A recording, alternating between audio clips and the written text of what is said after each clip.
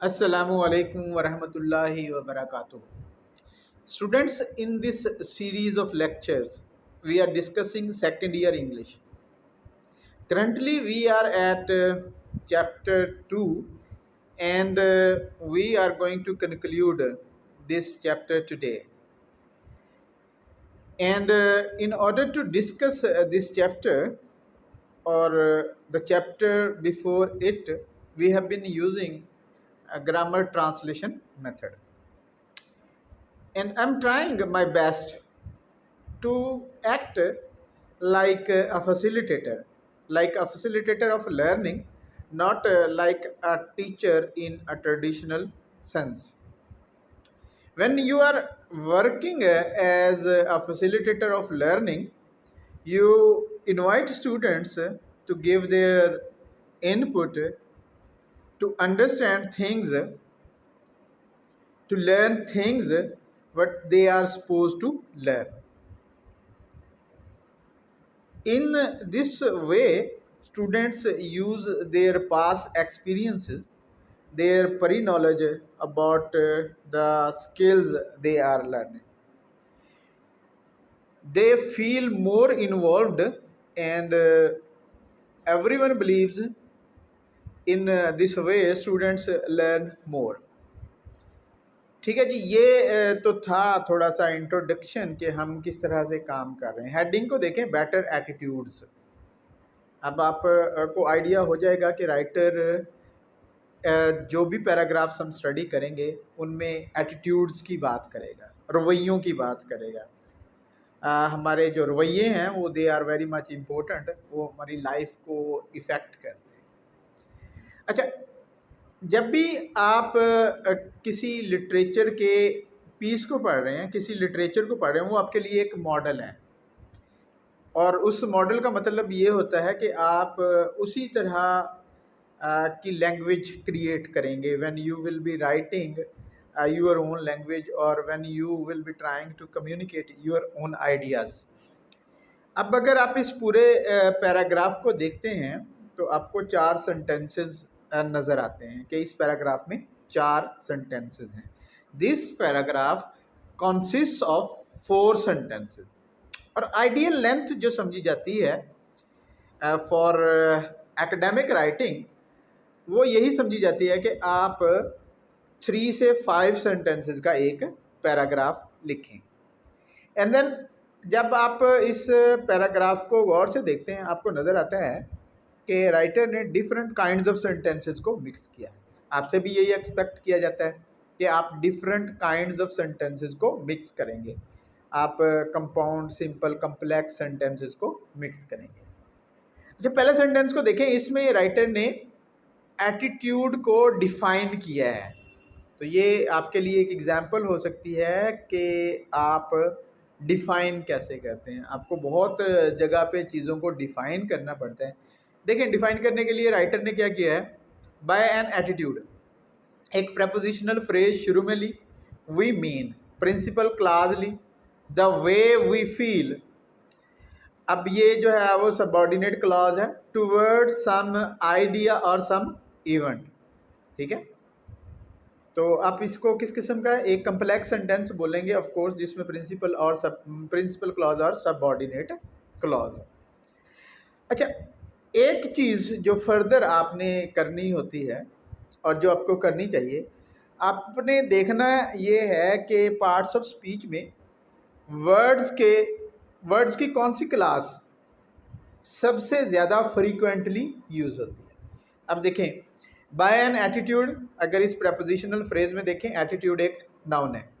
ठीक है, उसके बाद वे अगेन एक नाउन है. ठीक है, आइडिया, इवेंट, ये नाउन है. तो कितने नाउन हुए इस सेंटेंस में? Attitude, way, idea, event. Total 4 nouns writer ने यूज़ किए हैं. ठीक है, अब जब आप इस नाउन्स को कंपेयर करते हैं, the number of nouns with the number of other words used in a sentence, आपको लगेगा कि नाउन्स सबसे ज़्यादा यूज़ होने वाले वर्ड्स हैं. अब नाउन्स के बारे में आपके पास काफ़ी सारी इंफॉर्मेशन होनी चाहिए कि नाउन्स को हम यूज़ कैसे करते हैं। अच्छा, नाउन को जनरली 4 प्लेसेस हैं जहाँ पे हम नाउन को यूज़ करते हैं, ठीक है। मैं वो प्लेसेस आपको जो है बता देता हूँ। फर्स्ट ऑफ ऑल, हम नाउन को as a subject of a sentence use करते हैं, ठीक है, as a subject of a verb use करते हैं। दूसरी प्लेस नाउन की जो है वो एज एन ऑब्जेक्ट होती है of a verb.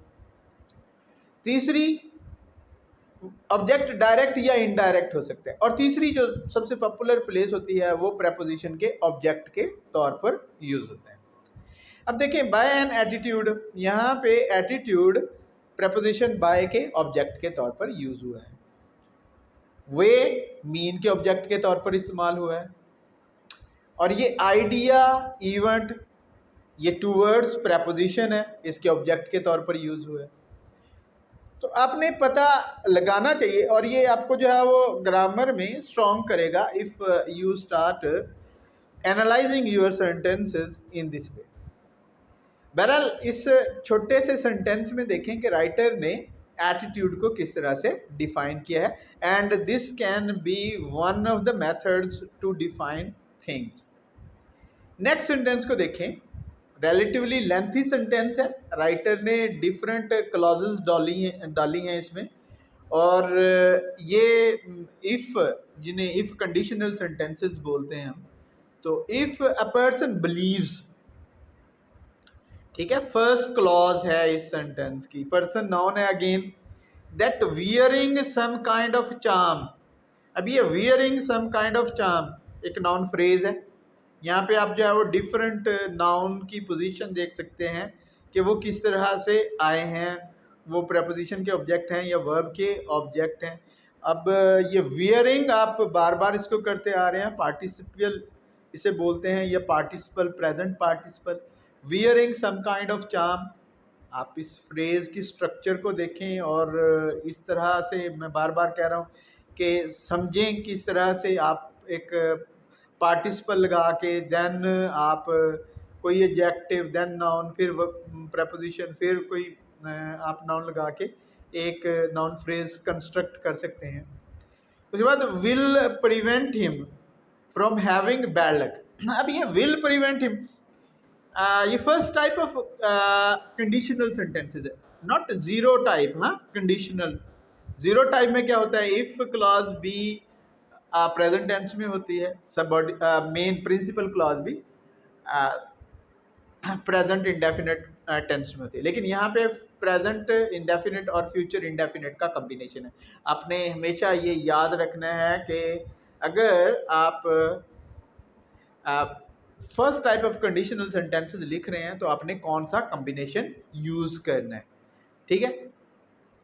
Of charm will prevent him from having bad luck. Again एक प्रपोजिशनल फ्रेज है, फ्रॉम हैविंग बैड लक, ठीक है। अब ये फ्रॉम हैविंग आपको पता है क्या है कि हैविंग बैड लक किस तरह से, ये पार्टिसिपियल फ्रेज है, बैड लक। तो उसके बाद देखें, he will wear the charm and will feel uncomfortable without it.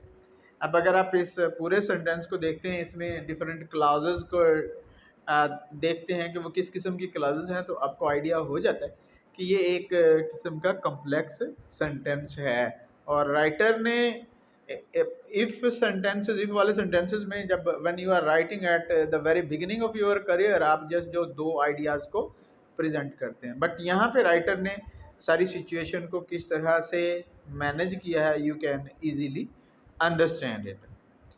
Next देखें, फीलिंग्स, ठीक है। Feelings which involve fears such as this are called superstition।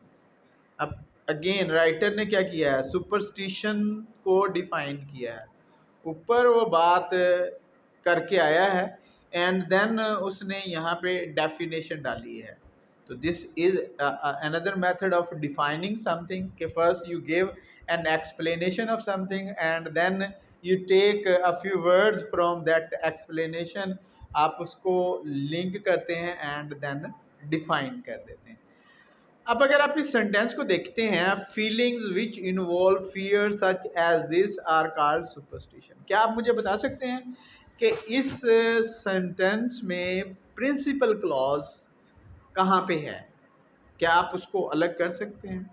Which involve fear such as this, ये तो आपको पता है कि एक रिलेटिव क्लॉज है, एक एडजेक्टिव क्लॉज है। मेरा ख्याल है बड़ी आसानी से आप समझ गए होंगे कि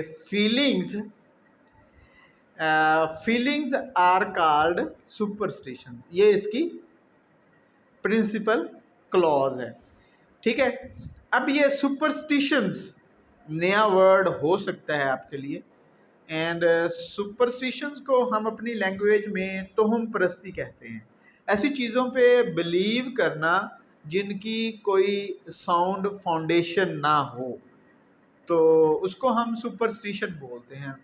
ठीक है, न्यू वर्ड यही मुझे लगता है, ये चाम पहले पढ़ चुके हैं मेरा ख्याल है आप इसे चाम तावीज़ को बोलते हैं, एंड आप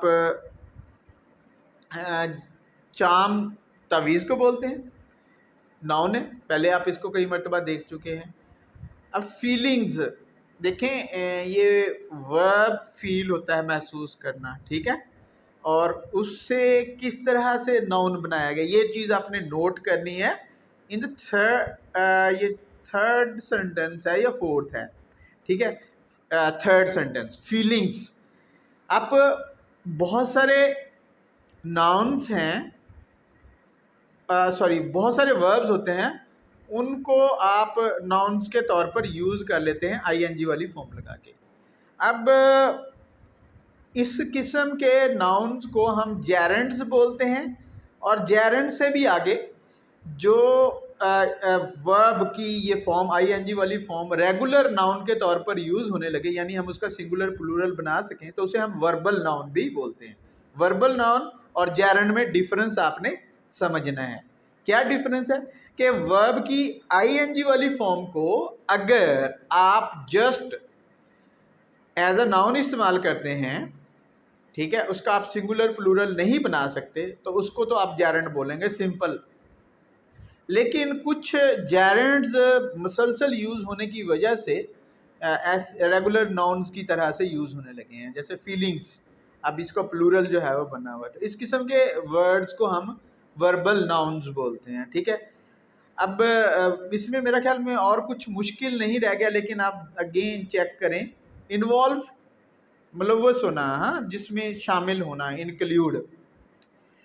अब नेक्स्ट सेंटेंस को देखें जरा, superstitious people believe in science of good और bad luck and their lives are greatly influenced by such science. अब इस सेंटेंस को, अब सुपरस्टिशन आप पीछे एज अ नाउन देख के आए हैं कि सुपरस्टिशन एज अ नाउन है, लेकिन सुपरस्टिशियस एडजेक्टिव बना दिया गया। ये भी आप इस चीज़ पे गौर करें कि किस तरह से कुछ वर्ड्स हैं उनको आप different parts of speech use करते हैं, थोड़ी सी चेंजेस करके उनके, जैसे सुपरस्टिशन है, सुपरस्टिशियस एडजेक्टिव, सुपरस्टिशंस नाउन। तो these things are very much important, ये आपको एक्स्ट्रा टूल्स देती हैं टू कम्युनिकेट योर आइडियाज। अच्छा, सुपरस्टिशियस पीपल बिलीव इन, ये बिलीव इन, ये प्रपोजिशन याद रखनी है, बहुत ज़्यादा आपसे प्रपोजिशंस भी पूछी जाती हैं। साइंस नाउन है, साइंस क्या होता है? अलामात ऑफ गुड और bad luck, not a difficult word, ठीक है, लेकिन ये और का यूज़ इसको देखना है आपने। And their lives are greatly influenced, ठीक है, लाइव्स नाउन है, by such science, science again noun है। तो इस पूरे पैराग्राफ को आपने देखा, और इस पैराग्राफ में एक तो आपने नंबर ऑफ सेंटेंसेस नोट किए कि नंबर ऑफ सेंटेंसेस क्या होने चाहिए आपके अपने पैराग्राफ में when you are writing your own language और when you are writing about something. एक बात जो इम्पोर्टेंट है, नेक्स्ट क्या है आपने देखा कि नाउन्स सबसे ज़्यादा यूज़ होने वाले वर्ड हैं, यही ज़्यादा प्रॉब्लम पैदा करते हैं टू अंडरस्टैंड समथिंग, ठीक है। और बाकी आप देख सकते हैं कंफर्टेबल है, उससे पहले एक छोटा सा वर्ड लगा के, ठीक है, उसे एक अफिक्स लगा के अनकंफर्टेबल बना दिया गया, नेगेटिव चेंज, कंफर्टेबल को नेगेटिव मीनिंग में चेंज कर दिया गया। Then most important thing I am telling you again and again कि आप अपने सेंटेंसेस को, if they are lengthy sentences, उनको उनकी क्लॉजेज फ्रेजेस में ब्रेक करें। इससे आपकी सेंटेंस की कंप्रीहेंशन बहुत अच्छी हो जाएगी। नेक्स्ट पैराग्राफ को हम देखते हैं और then we will be talking about that paragraph the way we have talked about this paragraph. Look at the next paragraph. Count the number of sentences in this paragraph. According to me, there are 5 sentences in this paragraph. So this is an ideal length. इस length में अगर आप अपने आप को contain करते हैं तो you can write very good paragraph. अब इस पैराग्राफ को देखें ज़रा। राइटर ने इससे पहले पैराग्राफ में सुपरस्टिशंस की बात की। अब उसी बात को कंटिन्यू करते हुए जो टॉपिक सेंटेंस है इस पैराग्राफ का, उसमें राइटर बता क्या रहा है कि superstitious beliefs are being overcome by using the scientific method to demonstrate that there are no sound basis for them. ठीक है, यहाँ तक इस सेंटेंस को देखेंगे, टॉपिक सेंटेंस है आपका कि सुपरस्टिशियस बिलीव्स को किस तरह से ओवरकम का मतलब क्या, ख़त्म करना, आर बीइंग ओवरकम। अपने आप से पूछें कि ये पैसिव स्ट्रक्चर क्यों राइटर ने यूज़ किया है, क्यों इस्तेमाल किया है। Why have the writer written this in passive form of the tense. ठीक है, superstitious beliefs are being overcome by using the scientific method. By using the scientific method, again एक prepositional phrase लगाइए, to demonstrate infinitive लगा दिया आगे, that there are no sound basis for them। ठीक है, subordinate clause लगा दी।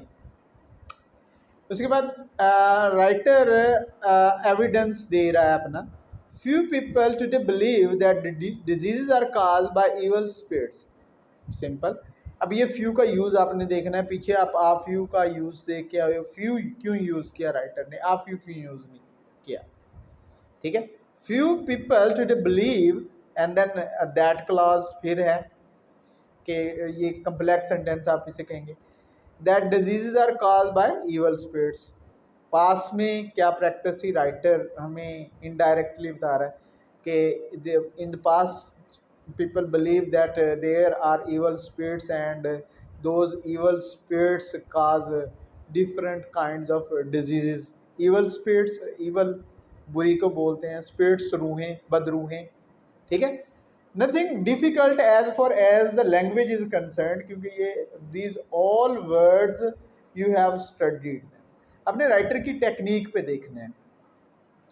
ठीक है, अब ये एडमिशन दे रहा है राइटर, जो 2 से आप सेंटेंसेस शुरू करते हैं, यानी आप ये एक्नॉलेज करते हैं कि अभी है उसमें 2।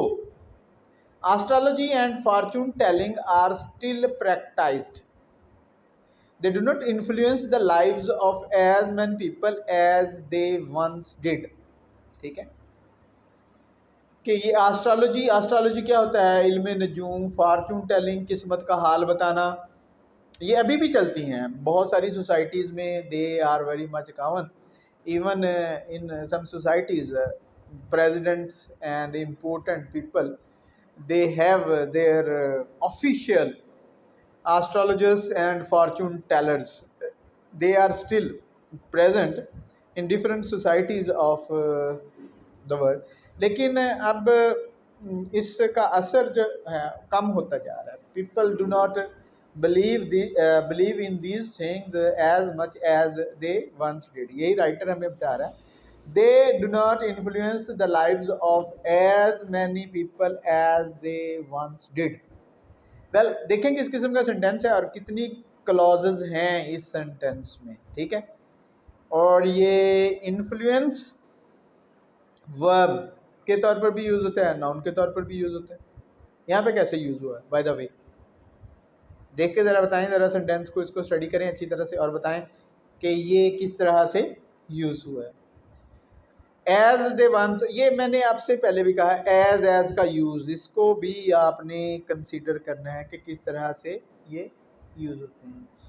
सो एज का यूज भी होता है और एज दोनों किस तरह से ये कोरिलेटिव्स कॉम्बिनेशन में आते हैं, ठीक है। नेक्स्ट सेंटेंस देखें, it has been learned, again that clause, subordinate clause, there is always a good natural reason for everything, again एक दैट क्लॉज, दैट हैपन्स। इस दैट क्लॉज और ऊपर वाली दैट क्लॉज में क्या फ़र्क है, कमेंट्स में मेंशन करें लाजमी कि क्या, what is the difference between these two that clauses. ऊपर दैट क्या है, नीचे वाला दैट जो है वो क्या है, ठीक है। अपनी लैंग्वेज के साथ जो है वो इंटरेक्ट करें and ask as many questions as you can from yourself when you are involved in a reading activity the way we are involved right now, that happens to people. अब ये आप समझ सकते हैं कि that as a pronoun use हुआ है यहाँ पे, ये हैपन्स टू पीपल, फिर अगर ये प्रोनाउन के तौर पर इस्तेमाल हुआ है तो रिलेटिव क्लॉज होगी और एडजेक्टिव क्लॉज होगी। ऊपर वाली क्लॉज का अपने खुद से देखना है कि ये किस किस्म की क्लॉज है। अच्छा अब देखें, ऊपर 4 सेंटेंसेस में राइटर ने एक टॉपिक सेंटेंस लिया, then he has given different evidence and now he is concluding. तो ये this is also a very good method कि आप एक आर्ग्यूमेंट बिल्ड करें, उस आर्ग्यूमेंट को प्रूव करने के लिए एविडेंस दें, फैक्ट से उसको प्रूव करें and if you have opinions give your opinion, और जो कंक्लूडिंग सेंटेंस है उसमें कंक्लूजन दें एज अ रिज़ल्ट। और एज अ रिज़ल्ट ये बहुत अच्छी फ्रेज है कंक्लूजन देने के लिए, when you want to conclude something, ठीक है जी। Most people no longer feel fear black cats, broken mirrors and the number 13. So yeah, these were the superstitions which were very common in the past and they are still very much part of our own society. हमारे माशरे में भी अभी इस किस्म की चीज़ों पे बहुत सारे लोग यकीन करते हैं। बहरहाल जैसे जैसे साइंस आएगी, साइंटिफिक मेथड आएगा, ये इस किस्म की चीज़ें कम होती चले जाएंगे। Black cat, broken mirror, again past participle किस तरह से यूज़ हुआ, ये पास पार्टिसिपल्स के तो आप पीछे पड़ जाए ना, आपको पार्टिसिपल्स बनाने आने चाहिए, मैक्सिमम पार्टिसिपल्स यूज़ किया करें। नंबर 13, ठीक है। तो ये हैं कुछ इस पैराग्राफ को आप देखें, टोटल नंबर ऑफ सेंटेंसेस देखें, देन सेंटेंसेस को किस तरह से राइटर ने अरेंज किया है और पूरे पैराग्राफ को किस तरह से कंक्लूड किया है। If you start doing this in your practice right now, तो आपको बहुत ज़्यादा बेनिफिट होगा। अ फ्यू डेज अगो मैं स्टडी कर रहा था कि पाकिस्तान में बहुत सारे लोग आइल्स का टेस्ट देते हैं। मैंने ओवरऑल द वर्ल्ड देखा तो more than 50 million people. It was very strange कि 50 मिलियन लोग आइल्स टेस्ट देते हैं एनुअली।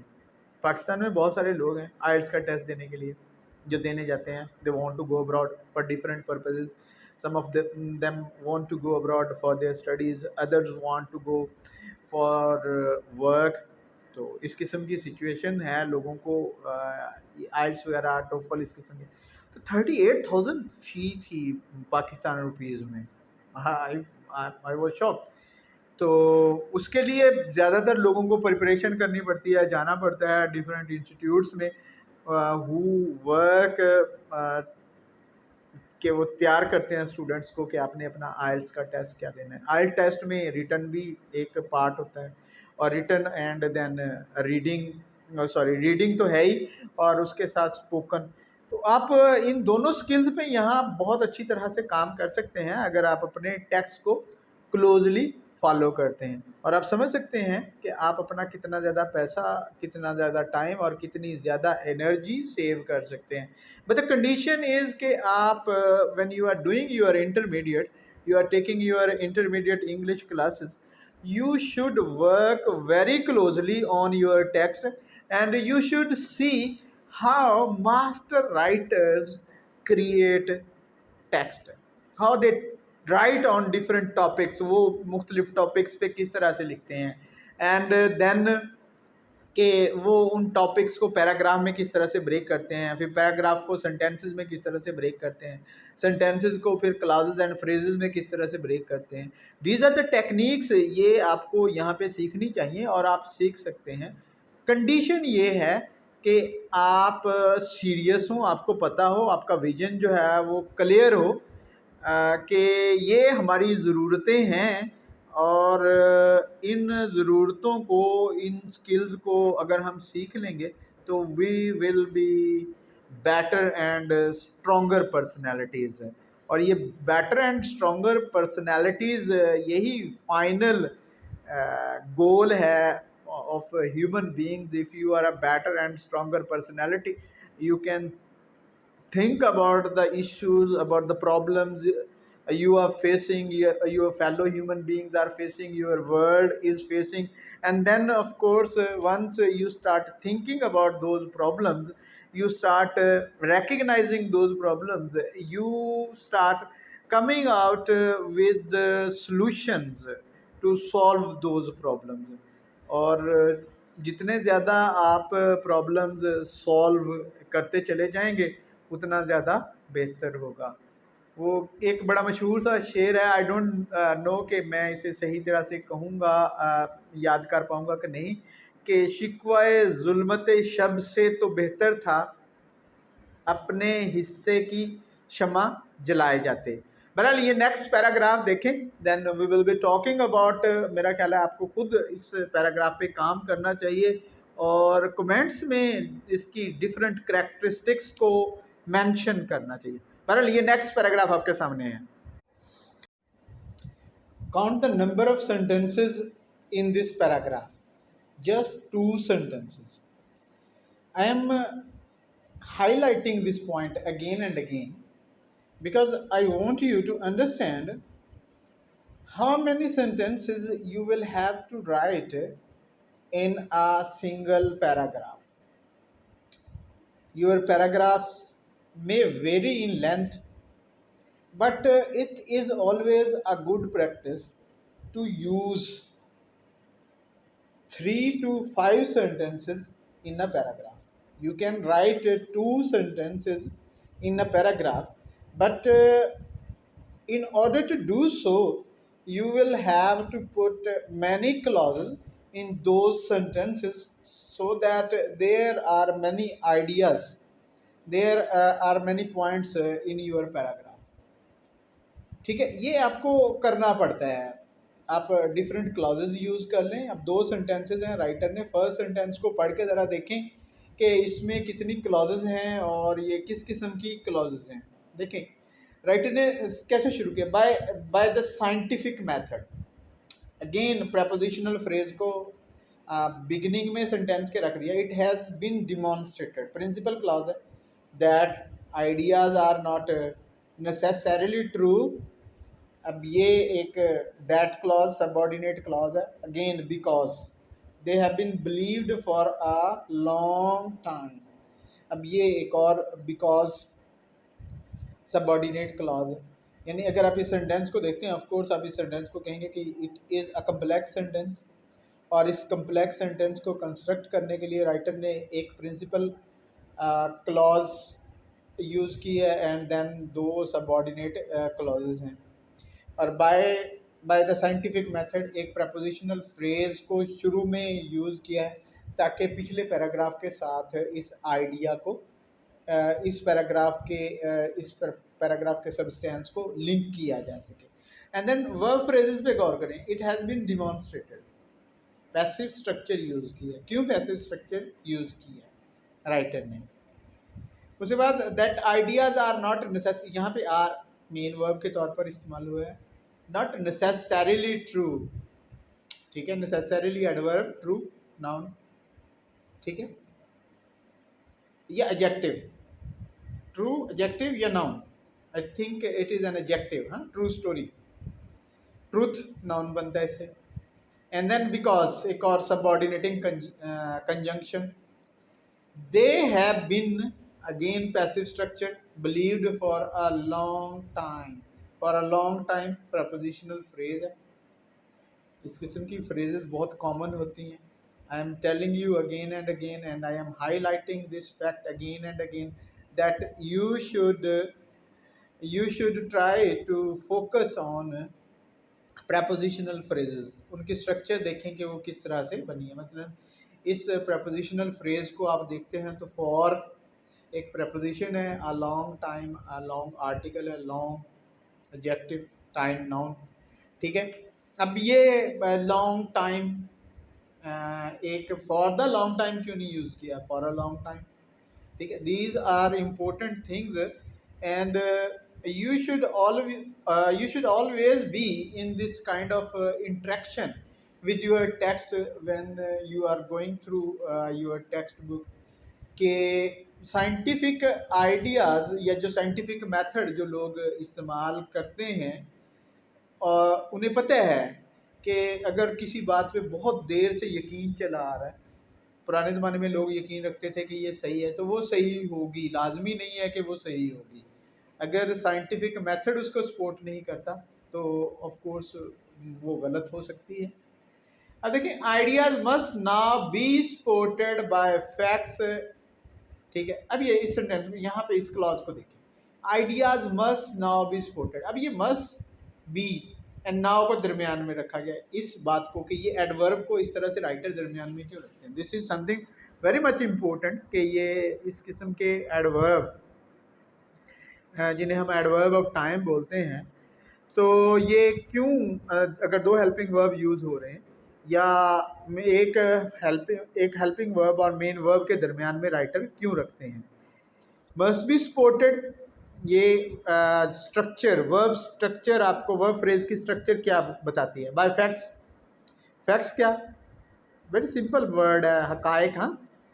इन ऑर्डर टू, ये इन ऑर्डर टू इसको भी आपने अपने जहन में रखना है कि इस वाली जो प्रपोजिशनल फ्रेज है एक किस्म की, इसको हम कहाँ पे यूज़ करते हैं। In order to be acceptable to the scientist और to the people who use the scientific method, एक रिलेटिव क्लॉज है, ठीक है। तो इस सेंटेंस को भी आप एक कम्प्लेक्स सेंटेंस बोलेंगे और इस सेंटेंस की कंस्ट्रक्शन देखें। बहरहाल जिस चीज़ को आपने समझना है वो ये है कि जब भी आप किसी टॉपिक पे लिख रहे हैं तो क्या होता है, एक मेन टॉपिक है, उसके अंदर सब टॉपिक्स होते हैं और जो भी टॉपिक आपने डिस्कस करना होता है आप उस टॉपिक को, उसमें जो मेन पॉइंट्स हैं उनको डिफरेंट पैराग्राफ्स में लिखते हैं। एंड देन एक पैराग्राफ का जो फर्स्ट सेंटेंस, अमूमन जो फर्स्ट सेंटेंस होता है उसे आप एक टॉपिक सेंटेंस बनाएं और उस सेंटेंस में उसी टॉपिक से रिलेटेड बात करें। If you want to introduce another topic तो उसे नेक्स्ट पैराग्राफ में, अगले पैराग्राफ में लिखें। This is a good method कि आप एक अपने आप को ऑर्गेनाइज्ड पर्सन के तौर पर, ऑर्गेनाइज्ड इंडिविजुअल के तौर पर पेश करते हैं। बहरहाल इन जितने भी ये पैराग्राफ आपकी टेक्स्ट बुक में हैं इन्हें बड़ी अच्छी तरह से देखें, डिफरेंट वर्ड्स को देखें और डिफरेंट फ्रेजेस को देखें, डिफरेंट क्लॉजेस को देखें end of course with the passage of time आपको इनकी बहुत अच्छी समझ आने लगेगी। एक मरतबा आपको इनकी बहुत अच्छी समझ आने लगेगी तो आप में ये एबिलिटी पैदा हो जाएगी कि आप उन जैसे पैराग्राफ, उन जैसे सेंटेंसेस, उन जैसी क्लॉजेज, उन जैसी फ्रेजेस और उन जैसे वर्ड्स खुद से अरेंज कर सकें, ऑर्गेनाइज कर सकें टू कम्युनिकेट योर आइडियाज़। और जो इम्पोर्टेंट चीज़ है वो प्रैक्टिस। अगर if you will not do practice, ठीक है, if you are not involve in rigorous practice, तो ये बहुत तकरीबन नामुमकिन होता है कि आप कोई वर्थ वाइल चीज़ क्रिएट कर सकें, आप कोई वर्थ वाइल चीज़ प्रोड्यूस कर सकें। अगले पैराग्राफ को देखें कि उस पैराग्राफ में राइटर ने कितने सेंटेंसेस यूज़ किए हैं, किस किस्म के आइडियाज़ हैं, टॉपिक सेंटेंस क्या है, एविडेंस राइटर ने कैसे दिया है, अगर कोई एग्जांपल यूज़ किया है तो वो कैसे किया है, और अगर अपने आर्गुमेंट को कंक्लूड किया है तो किस तरह से किया है। ये नेक्स्ट पैराग्राफ आपके सामने। Count the number of sentences in this paragraph. According to me there are just 3 sentences in this paragraph. Again जो मैं इस पूरे लेक्चर में हाईलाइट करता रहा हूँ, ये लेंथ होनी चाहिए आपके पैराग्राफ की 3 to 5 sentences. There can be paragraph having just 2 sentences, ठीक है, but there can be paragraphs having more than 5 sentences, but the ideal length as a student, if you can write a paragraph having 3 to 5 sentences, it is very good। और अगर आप इसको अपनी habit बना लेते हैं तो ये आपके बड़ी काम आएगी, बिकॉज पहले भी मैं बता चुका हूँ कि बहुत ज़्यादा छोटे पैराग्राफ में आप कुछ कह नहीं सकते, बहुत ज़्यादा लेंथी पैराग्राफ पढ़ने वाला बोर हो जाता है, वो थोड़ा कंफ्यूज हो जाता है। अब ये छोटा सा पैराग्राफ है, इस पैराग्राफ को आप देखें, just 3 sentences and there are different kinds of sentences। The discoveries of scientists have helped people develop an attitude of open-mindedness। Simple sentence, ठीक है। सेंटेंस का subject the discoveries of scientists, एक noun phrase है, have helped people develop an attitude. अब ये helped और इसके बाद डेवलप, वर्ब, 2 वर्ब, बीच में पीपल का वर्ड आया, ऑब्जेक्ट। तो ये अब जब इस तरह से वर्ब दोबारा इस्तेमाल होती है उसे हम इन्फिनेटिव बोलते हैं। और सम वर्ब्स ऐसी होती हैं जिनके बाद हम बेयर इन्फिनेटिव यानी इन्फिनेटिव टू के बगैर लगाते हैं, ठीक है। और उसके बाद develop an attitude of open mindedness, again एक नाउन फ्रेज है। देखें इस नाउन फ्रेज को किस तरह से कंस्ट्रक्ट किया गया है। ओके, नेक्स्ट सेंटेंस है they are more willing. Willing क्या होता है?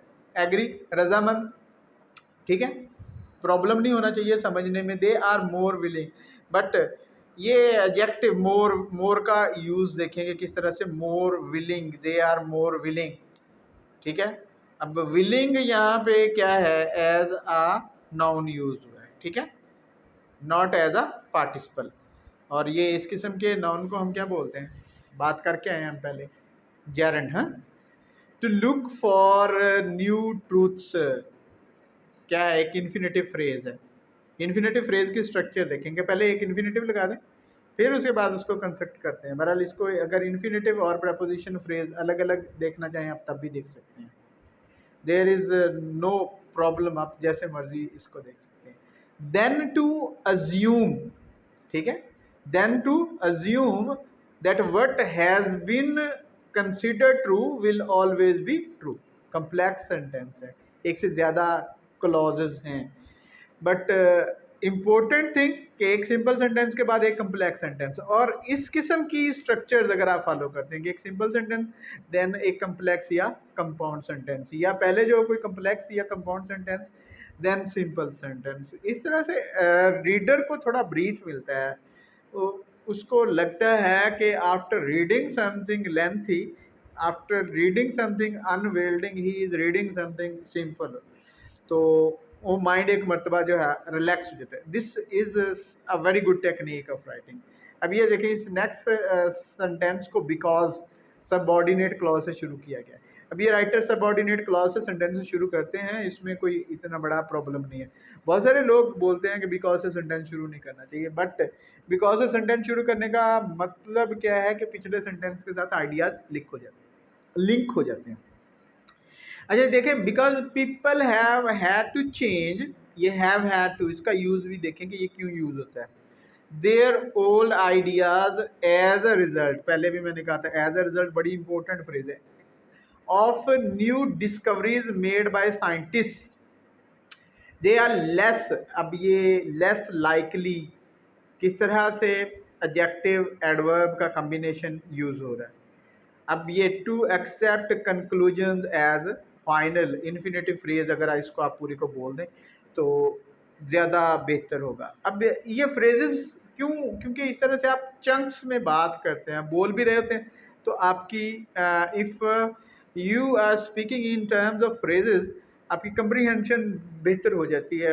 If you are speaking in terms of words, यानी आप वर्ड्स आइसोलेशन में बोल रहे हैं तो थोड़ा ऑकवर्ड लगता है, लेकिन जब आप फ्रेजेस में बोल रहे थे तो एक तो कंप्रीहेंशन अच्छी लगती है एंड देन आप इंग्लिश की जो प्रॉपर रिदम है उसके करीब आ जाते हैं। लाइक देखें आप इस to accept conclusions as final, अगर आप इसको इस तरह से बोलते हैं तो एक और तरह का इफेक्ट होता है। लेकिन अगर आप to accept conclusions as final, sorry, to accept conclusions as final, आप इसे एक ही मरतबा इकट्ठा बोल रहे हैं तो of course with the passage of time आप इंग्लिश की जो प्रॉपर इंटोनेशन है, इंग्लिश की प्रॉपर टोन है, उसके ज़्यादा करीब पहुंच जाते हैं। बहरहाल स्टूडेंट्स, हमने इस लेसन को डिस्कस किया, हमने बड़ा डिटेल में बहुत सारी चीज़ों को बहुत ज़्यादा करीब जाके देखा और हमने फ्रेजेस पर बात की, हमने क्लॉजेस पे बात की, हमने डिफरेंट काइंड्स ऑफ सेंटेंसेस पे बात की, कंजंक्शंस पे बात की, लिंकिंग वर्ड्स पे बात की, वर्ब फ्रेज, लॉट ऑफ, हमने बहुत कुछ इस पे बात की। अगर आप इस लेसन को जहन में रखें और अगले लेसन को, थर्ड लेसन जो आपका है, उसको भी इसी तरह से करें तो I don't think it is difficult. लेकिन इसका मतलब ये नहीं है कि हम बाकी लेसन्स को नहीं करेंगे, हम इन सारे के सारे लेसन्स को वन बाय वन डिस्कस करेंगे। वोकेबलरी में मेरा ख्याल है इतना ज़्यादा बड़ा प्रॉब्लम नहीं आता, you can understand the vocabulary at least of these two lessons without any help of dictionary or any other help, आप आसानी से इसको समझ सकते हैं। as far as translating a sentence is concerned, उसमें मैंने आपको बताया है क्या किया करें। आप सेंटेंस, एक लंबा सेंटेंस है उसको क्लॉजेस में ब्रेक करें, क्लॉजेस को सब्जेक्ट एंड प्रेडिकेट में ब्रेक कर लें तो आप बड़ी इजीली आप सेंटेंस को कंप्रीहेंड कर लेते हैं, उस सेंटेंस को समझ लेते हैं। Even then if you find some word difficult, आप डिक्शनरी की हेल्प ले सकते हैं, आप डिक्शनरी से देख सकते हैं कि उसमें किस किस्म के क्या मीनिंग है, उसकी डेफिनेशन क्या है। एक और मेथड, अगर आप ट्रांसलेशन करना ही चाहते हैं तो ट्रांसलेशन करने का एक तरीका ये है कि सबसे पहले आप सब्जेक्ट की ट्रांसलेशन किया करें, देन अगर आपके सेंटेंस में कोई ऑब्जेक्ट है उस ऑब्जेक्ट की ट्रांसलेशन करें, और कोई प्रेपोजिशनल फ्रेज़ है उस प्रेपोजिशनल फ्रेज़ की ट्रांसलेशन करें, एंड वर्ब की ट्रांसलेशन एट द एंड करें, आखिर में सबसे वर्ब की ट्रांसलेशन करें। जैसे मैं अभी आपको जैसे the discoveries of scientist have helped people develop an attitude of open mindedness, अगर आप इसको देखते हैं डिस्कवरीज ऑफ साइंटिस्ट, इसका आप सबसे पहले तर्जमा करेंगे क्योंकि ये सब्जेक्ट है इस सेंटेंस का। तो डिस्कवरीज ऑफ साइंटिस्ट का क्या मतलब है, साइंसदानों की दरियाफ्तों ने, हाँ। फिर उसके बाद आप इसमें ऑब्जेक्ट का तर्जमा कर दें, ठीक है, लोगों में और उसके बाद ये प्रपोजिशनल फ्रेज का कर दें, हैं, लोगों में वसीउल ज़हनी के वसीउल ज़हनी का एक रवैया पैदा किया है। सिंपल, कोई इतना बड़ा मसला नहीं होता अगर आपने इसको ट्रांसलेट भी एग्जैक्ट उर्दू में ट्रांसलेट करना है। ट्रांसलेशन में प्रॉब्लम कहाँ पे आएगी, ऑफ कोर्स जब कोई इडियोमेटिक फ्रेज या कोई फ्रेजल वर्ब यूज़ हुआ होगा उस वक्त ट्रांसलेशन में थोड़ा बहुत प्रॉब्लम होता है, अदरवाइज ट्रांसलेशन में भी कोई इतना बड़ा प्रॉब्लम नहीं होता। Nevertheless, in our next lesson we will be discussing the next lesson, third lesson in your textbook. Till then, Allah Hafiz.